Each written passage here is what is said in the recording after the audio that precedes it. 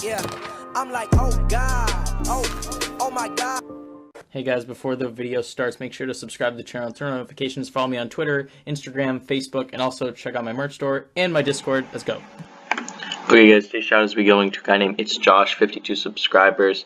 Turn on notifications and subscribe to the channel. Big supporter. Go follow him here. Fortnite gameplay. Let's hop in the video now.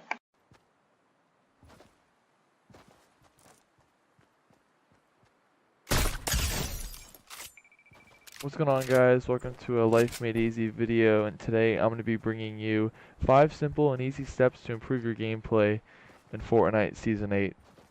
So, the first step that I want to bring to attention is to first and foremost, when you die in a Fortnite game, look at how you died. It's very important to know how you died and the mistakes you made to result in your death.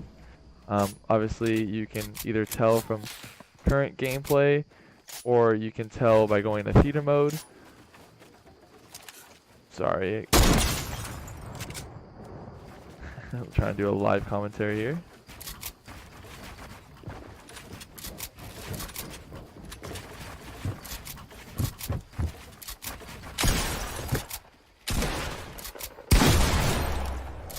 Alright, well, hopefully don't get disturbed anymore. I apologize for that. Okay. Every time you play a Fortnite game, obviously, some are better, some are worse than others. We all make mistakes, but you need to know how and why those mistakes were made. By going into the theater mode and analyzing what you did wrong, you're able to correct yourself. I should have placed a wall here. I should have placed a ramp here instead. Maybe I should have not have peeked, stood still for so long. Oftentimes we get mad at ourselves and like we say the kid is like just way better than I am, and just making excuses for why we can be better players. So the first step I'm giving you guys is go to replay mode and analyze your gameplay and see what you're doing wrong and how you can improve. So the next step I'm going to ask you guys to do to improve your stats and your gameplay in Fortnite Season 8 is just practicing creative. Building, I would say building is 80% of this game. If you can build successfully, you will drastically see improvements of your gameplay. You can play by yourself, you can play with friends. If you're by yourself, I would recommend just practicing building, such as doing your standard rush staircase. That's always a great meta if you're pushing head on to a battle, or it's also good for getting a high ground. But if you want to get high ground when you're in a 1v1 or you're build battling, you want to work in your 90s. 90s are very important in this game. You're able to elevate your player as fast as possible. This is a 1v1 station. This can also help you get better at Fortnite. I find myself improving much more when I can 1v1 actual people versus just building. So how this works is that you have 2 ramps and you have a wall in the middle. What you want to do is edit an arch, and then you want to go up 1, 2 ramps, and then you want to go too high, and then you can fight. That's generally what me and my friends do. There are other methods to do this. You can go up right away, start doing 90s, and you also want to set up like you would, I'm sure you know, if you're watching this video, you're Season 8, you've been playing Fortnite for a while, have spawn pads, and you also want to have chests. Generally, you want to have an AR, some sort of pump shotgun, and a submachine gun so that you can practice what an actual engagement would look like if you're in a solo. Because I find most of our viewers are asking how can they get better at solos.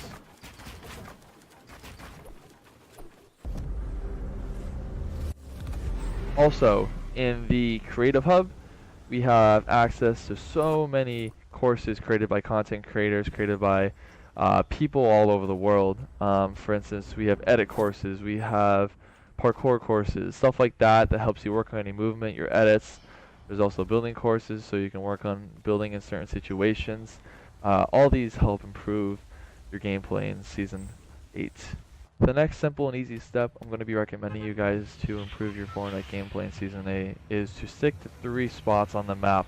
For instance, I like to drop Tilted Towers, Paradise Palms, and I call this location Mexico. So for the purpose of this game, I'm going to go Tilted Towers. And the reason why I stick to 3 main locations is that no matter where the bus drops, I always know where I'm going to go. And I picked these places mainly because it's more so gun battles, not a lot of building, it's close quarters, and you can really rely on your aim, and you don't have to worry about somebody getting a bunch of materials, getting high ground on you early game, and you're able to win your engagements. If you're able to stick to a certain couple of locations and drops, then you're going to find yourself winning more games, because you're creating a routine and you know how to rotate and utilize the positions that you're landing in.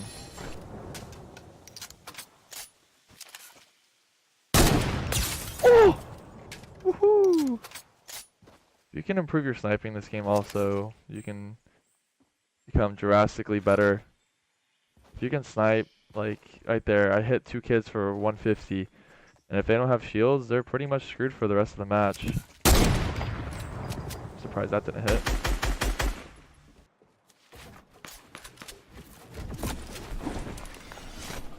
You always want to get early rotation as well, especially with these zones when you know where all the kids are.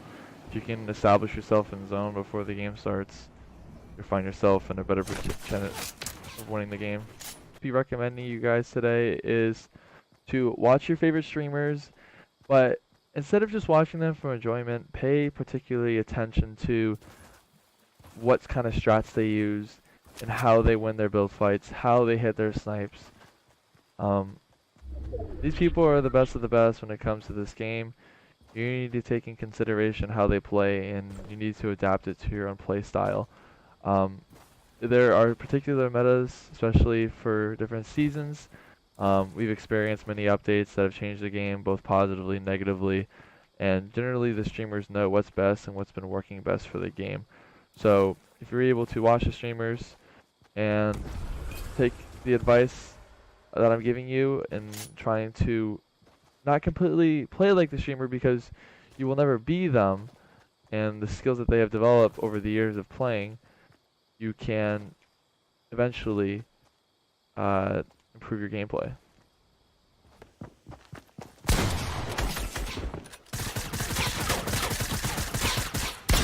Alright, buddy.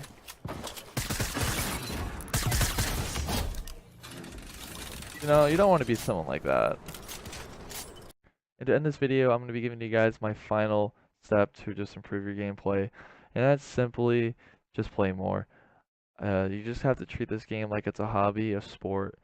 You want to put the time and effort into something if you want to be good at it.